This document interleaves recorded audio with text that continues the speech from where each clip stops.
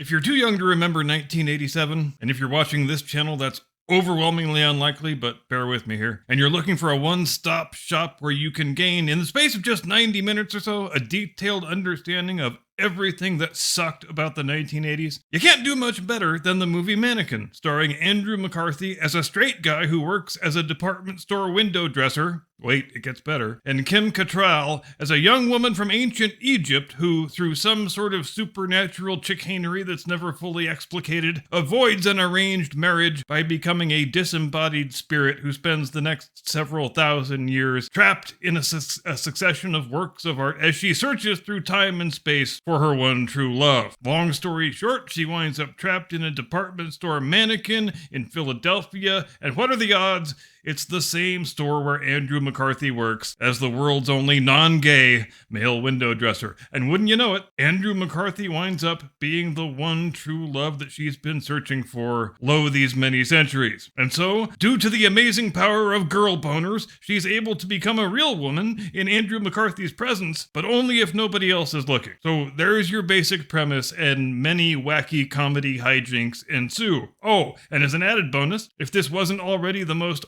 over-the-top 80s movie that ever existed, it also contains the song that gets this reporter's nomination for the title of Worst Billboard #1 Single by a band that used to be cool. And the song I'm talking about... God damn it, Jim Eagle, that's just not funny. Turn that shit off right now.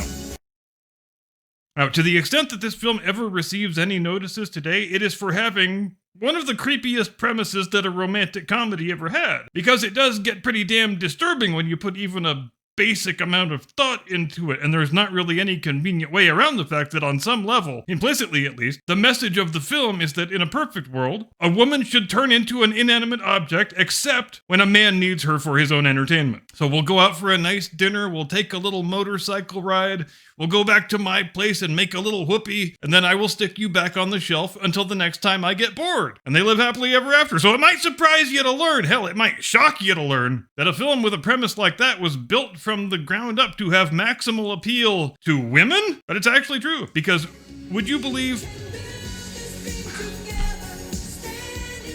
Look, I know you think this is funny, but do you see the host laughing? I don't see the host laughing.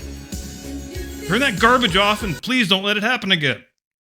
But anyway, yeah, there was this guy named Joe Farrell, and he pretty much wrote the book on movie marketing as we know it today. He's the guy who invented the focus group and the test screening. And you don't need me to tell you, here in the year 2024, no product that's intended for public consumption is ever released until it's been focus grouped and test screened within an inch of its life. So Michael Gottlieb, the guy who wrote and directed this piece of shit, he's got his story idea, he's got his script outline, he's got a commitment from the studio, and the next thing he does is he calls up Joe Farrell. Joe Farrell, he says, I want to put your theories to the test with my next picture, and I am willing to give you an executive producer credit if you help me out on this one. And so they focus grouped and test screened every single thing about the picture all the way through production, and even before production. Because why did Andrew McCarthy get cast as the male lead? Because the young women in the focus group found him cuter and more cuddly than any of the other potential candidates. Each time they changed one of the story beats, they put it to the focus group for their approval. So this film, that's seen today as mostly a monument to unreconstructed male chauvinism, it came out the way it did largely because that's how the women in the focus group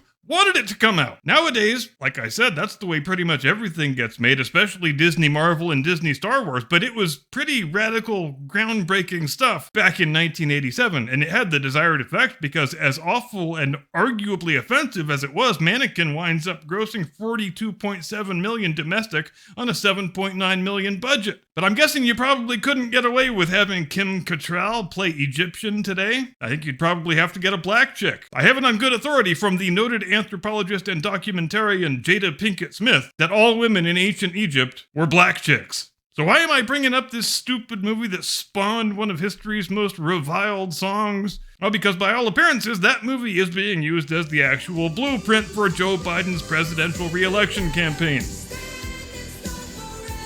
And I will explain further after I strangle the producer.